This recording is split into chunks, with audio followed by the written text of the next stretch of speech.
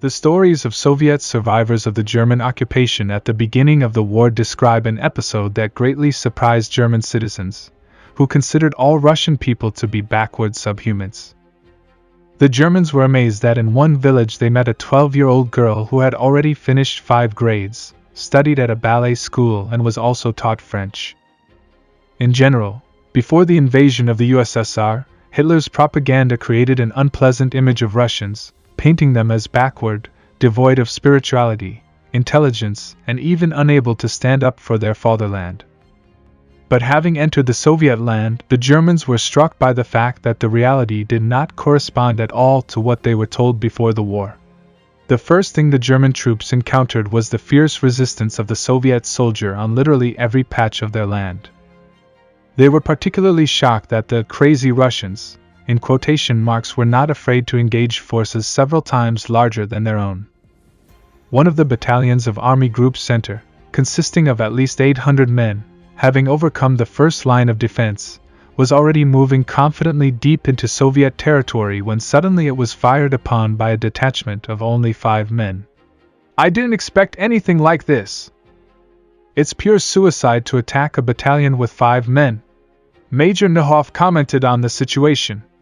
And British historian Robert Kershaw, in his book, 1941 Through the Eyes of the Germans, cites the case of Wehrmacht soldiers, having shot a Soviet light tank T-26 from a 37mm gun, approached it without any fear. But suddenly the hatch of the tank opened and the tanker, who stuck out from the waist, began to shoot the enemy with a pistol.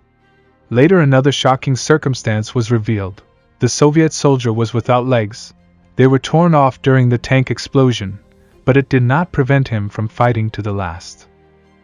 An even more striking case was described by Oberleutnant Hensfeld, who ended his life near Stalingrad.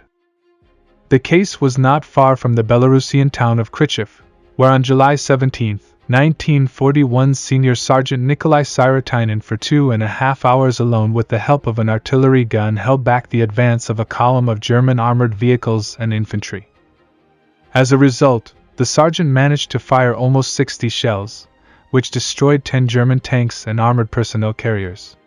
Having killed the hero, the Germans nevertheless buried him with all military honors.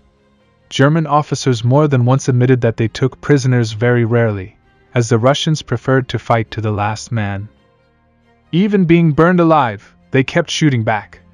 They said, "Sacrifice is in their blood. The hardiness of the Russians cannot compare with ours," never tired of repeating the German generals. During one of the reconnaissance flights, a Soviet pilot found out that there was no one on the way of the German column moving towards Moscow for dozens of kilometers. In the battle it was decided to throw the Siberian regiment, which had appeared at the airfield the day before. German military recalled how suddenly low-flying airplanes appeared ahead of the column, from which on the snow-covered field, white figures sprinkled in bunches. These were Siberians who became a human shield in front of German tank brigades. They fearlessly threw grenades under the tracks of tanks. When the first batch of paratroopers died, the second batch followed. Later it turned out that during the landing about 12% of the fighters crashed. The rest were killed in unequal combat with the enemy. But the Germans still managed to stop. Also for the German soldiers remained unsolved. Mysterious Russian character.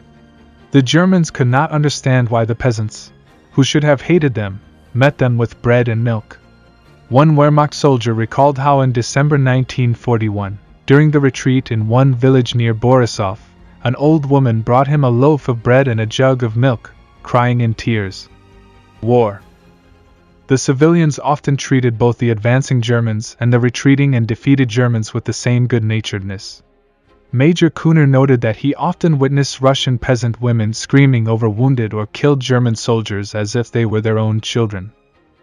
War veteran, Doctor of Historical Sciences Boris Sapionov said that when passing through the outskirts of Berlin, they often came across empty houses. The whole point is that the local residents, under the influence of German propaganda, drawing the horrors that allegedly created the advancing Red Army, scattered to the nearby forests. Those who remained, however, were surprised that the Russians did not try to rape women or carry off property, but on the contrary, offered their help. The Germans who came to the Russian land were also prepared to face crowds of militant atheists, because they were convinced that Bolshevism was extremely intolerant of religion.